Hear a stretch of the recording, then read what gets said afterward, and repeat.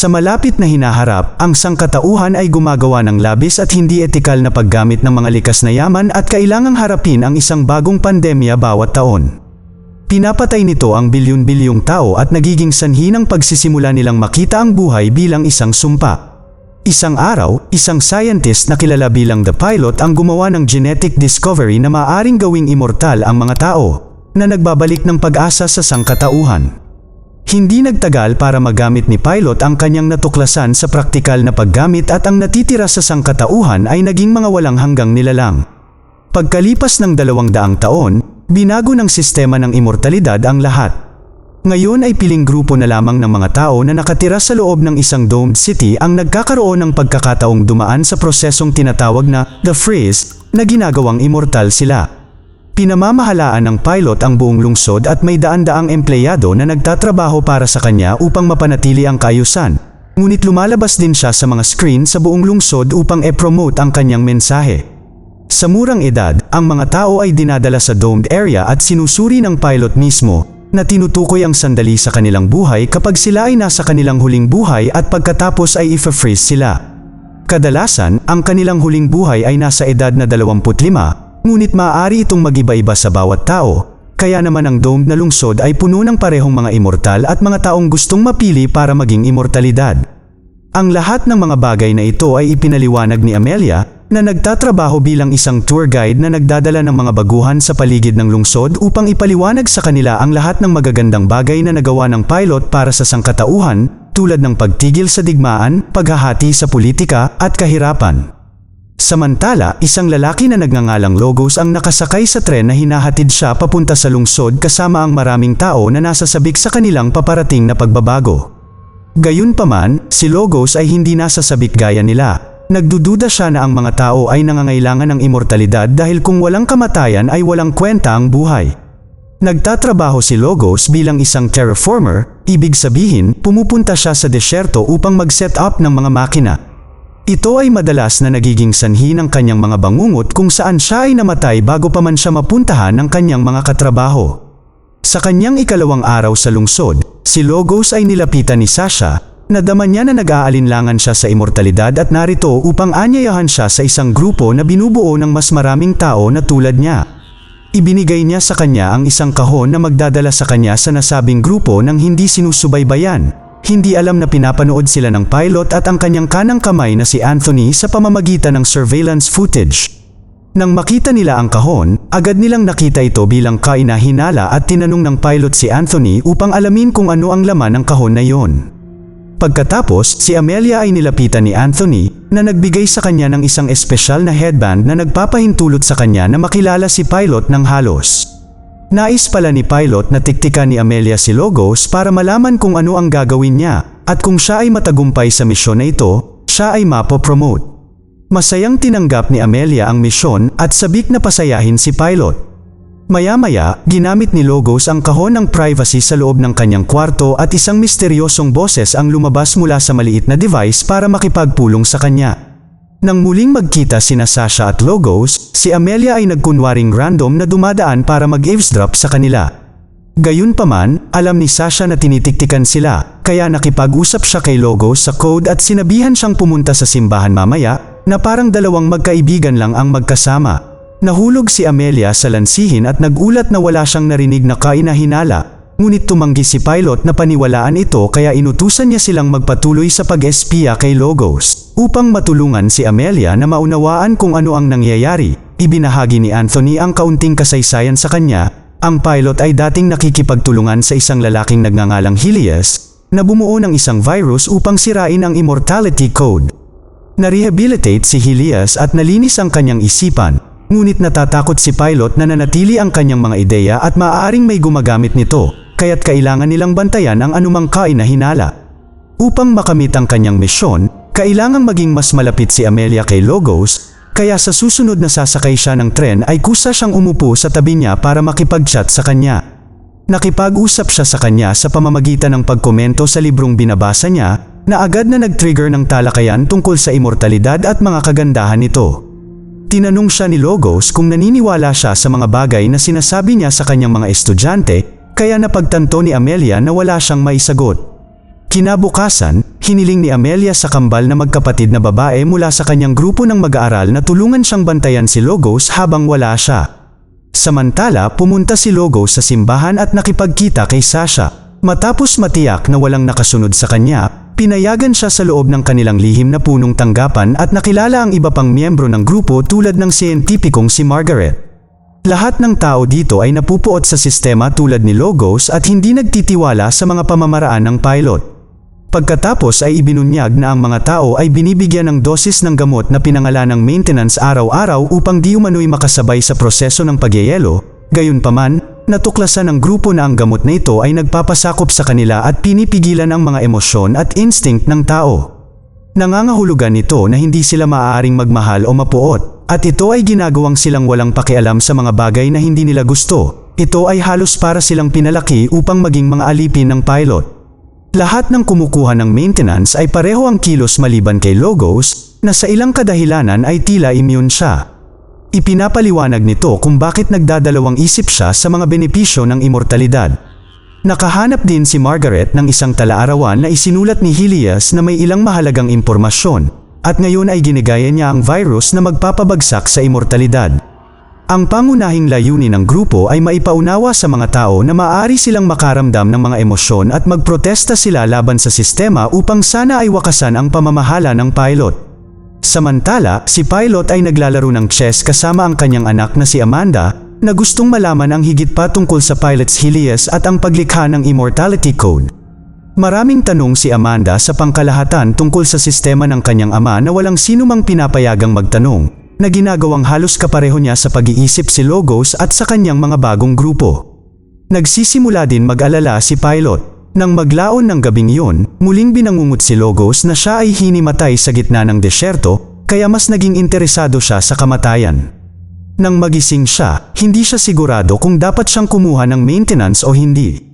Nang maglaon sa tren, muli siyang nilapitan ni Amelia, at sinubukan niyang maging matalik na kaibigan si Logos sa pamamagitan ng pagpapanggap na alam niya ang nararamdaman niya. Hindi nagtagal ay lumabas na ang paksa ng pagkuha nila ng maintenance, ngunit ni isa sa kanila ay hindi umamin kung nagtitake ba sila nito o hindi. Makalipas ang ilang sandali, ang grupo ng rebelde ay nagsasama-sama upang gumawa ng plano na abalahin ang daloy ng maintenance sa pamamagitan ng pagpapalit ng code na maaaring gawin mula sa gusali ng Kapitolyo. Gayunpaman, upang ma-recode, kailangan nila ng access sa underground tunnels ng Capitol Building. Naaalala ni Logos na si Amelia ay nagtatrabaho sa kabisera at mayroon siyang access sa mga lugar na hindi bukas sa pangkalahatang publiko, kaya pinuntahan siya nito habang nasa kalagitnaan ito ng paglilibot. Sinabi sa kanya ni Logos na kinukuha niya ang kanyang maintenance at nagtanong tungkol sa kanya, ngunit bago makasagot si Amelia, nag-ambala sila ng kambal. Nagmamadaling bumalik si Amelia sa trabaho at tinanong ni Logos ang kambal tungkol sa kanilang espesyal na pagsasama, na maaring mawala kung pipiliin lamang ng pilot ang isa sa kanila na gagawing immortal. Gayunpaman, iniisip ng kambal na hinding-hindi yun gagawin sa kanila ni Pilot. Pagkatapos, tinanong ni Anthony si Amelia kung ano ang pinag-uusapan nila ni Logos, ngunit nagsinungaling siya sa kanya at sinabing dumating lang siya para mag-hi. Ang tanong ni Logos ay nananatili sa kanyang isipan sa natitirang bahagi ng araw at nagsimulang mag-isip si Amelia kung ano ang pakiramdam na hindi kumukuha ng maintenance. Nang sa wakas ay nakipagkita siyang muli kay Logos, nakita niya ang pag-aalinlangan sa mga mata nito at sapat ang tiwala nito sa kanya upang dalhin siya sa iba pang grupo. Natutunan ni Amelia ang tungkol sa kanilang plano at nakita ang diffuser prototype na Helios na binuo para sirain ang code na sinusubukang tapusin ni Margaret. Nang ang grupo ay humingi ng tulong kay Amelia para ma-access ang maintenance supply, binigyan nila siya ng ilang oras para pag-isipan ito. Samantala, nakikipag-chat muli si Pilot kay Amanda at gusto niyang malaman kung ano ang nangyari noong nawala ng ina ang kanyang ama. Ipinaliwanag ng Pilot na ito ay nakapipinsala at ipinahayag na isang beses si Amanda ay malapit ng mamatay, at iyon ang dahilan kung bakit siya at si Helios ay nagsumikap na lumikha ng genetic coding method. Sinabi rin niya na nagseselos si Helios na nakuha ni Pilot ang lahat ng kredito na nagdulot ng lamat sa kanilang pagkakaibigan. Sa sandaling iyon napagtanto ni Amanda na ang huling bahagi ay nagbabago sa tuwing sasabihin sa kanya ng Pilot ang kwento. Bumalik kay Amelia, pumunta siya kay Anthony para sabihin sa kanya ang lahat ng nalalaman niya, at inutusan siya ni Anthony na sumang-ayon na tumulong bilang bahagi ng kanyang misyon sa pag-espiya. Pagkatapos ay nakipagpulong si Amelia sa rebelde at tinanggap na tulungan sila.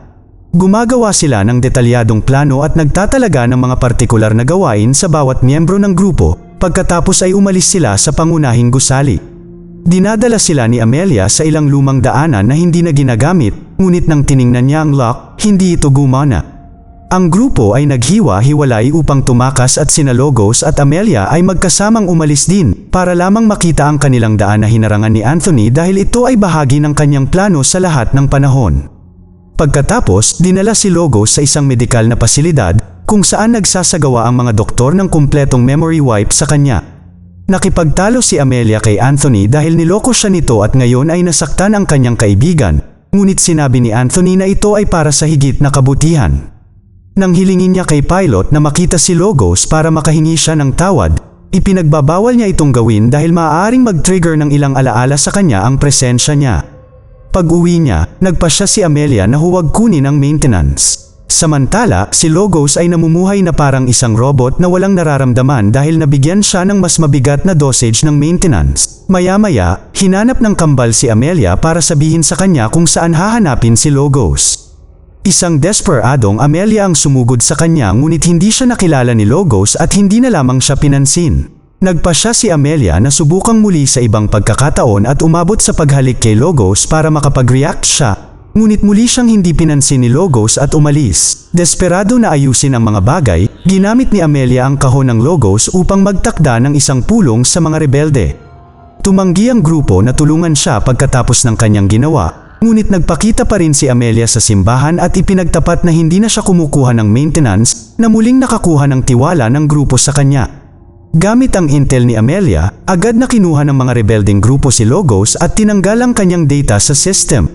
Mabilis na nalaman ng Pilot ang tungkol sa pagkawala at ang pagkakasangkot ni Amelia dito, kaya ipinadala niya si Anthony sa kanila. Samantala, si Logos at Amelia ay gumugugol ng ilang oras sa pakikipag-chat, na nagpapahintulot kay Logos na sa wakas ay nagsimulang makakita ng mga alaala. Sa oras na sumapit ang gabi, si Logos ay bumalik sa kanyang sarili. Sa pagbabalik ni Logos, bumalik ang mga rebelde sa kanilang plano na i-hack at i-reprogram ang sistema ng maintenance, ngunit dahil hindi na miyembro ng Kapitolyo si Amelia, kailangan nilang maghanap ng alternatibo. Nagpasya si Amelia na humingi ng tulong mula sa kambal at hayaan ang panganib na may dudulot nito. Nakakuha sila ng access sa underground facility at sa makatuwid ay ang pangunahing computer. Ang grupo ay hindi nag-aaksaya ng oras sa pagbabago at pag-override sa programa. Matagumpay na nakamit ang layunin nito. Samantala, nahanap ni Anthony ang punong tanggapan ng mga rebelde kung saan nakita nila ang isang natitirang rebelde para arestuhin. Pagkatapos, tumakas ang grupo ng mga rebelde mula sa lungsod at sumilong sila sa mga bundok kung saan nabubuhay sila sa pamamagitan ng pagtatayo ng mga tent. Nang gabing iyon, nakatanggap sila ng balita na ang nadakip na rebelde sa kasamaang palad ay nabura na rin ang mga alaala niya. Sa paglaon, tinalakay ng grupo kung ano ang kanilang susunod na hakbang at gusto ni Logos na subukang gamitin ang diffuser upang patunayan na ang mortalidad ay ang mas magandang opsyon. Gayunpaman, binabalaan siya ni Margaret na ito ay isang prototype at ang proseso ay maaaring pumatay sa kanya.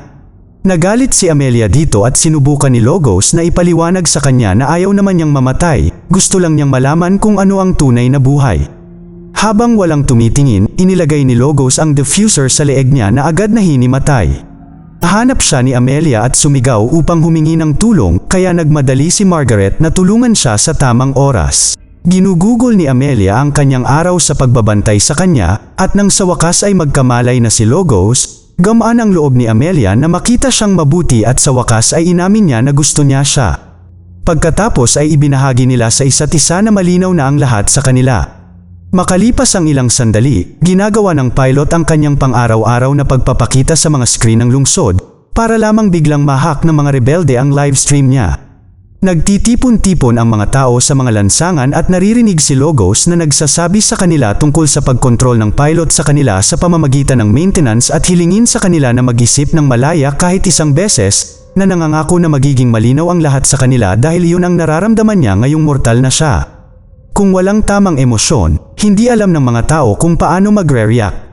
Nagtataka si Amanda kung ang lahat ng mamamayan ay maaaring maging tulad ni Logos, ngunit tiniyak ng pilot na si Logos ay isang napakabihirang anomalya na sinasabi ang tungkol sa mga fairy tales. Iniisip ni Anthony na dapat nilang pigilan ang mga rebelde, ngunit hindi nag-aalala si pilot dahil sa palagay niya ay masyadong perpekto ang kanyang sistema para mapigilan. Sa huling eksena, biglang lumabas din si Amelia sa screen at inilagay ang diffuser para suportahan ang kanilang mensahe. Naging mortal din siya para makita ng lahat.